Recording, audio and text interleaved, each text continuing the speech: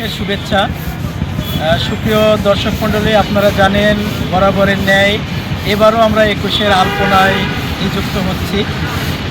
21-এর আলপনার কার্যক্রম আমাদের ঝিনাইদহ কেন্দ্রীয় শহীদ মিনার প্রাঙ্গণ থেকে শুরু হবে আগামীকাল সকাল 9টা থেকে।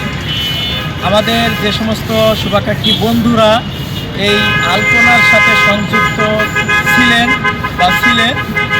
তারা আগামীকাল সকাল 9টায় কেন্দ্রীয় শহীদ মিনারে চলে আসবে এবং ঝিনাইদহের আপামর সবাইকে আমরা এই কাজে অন্তর্ভুক্ত হওয়ার জন্য আমন্ত্রণ জানাচ্ছি।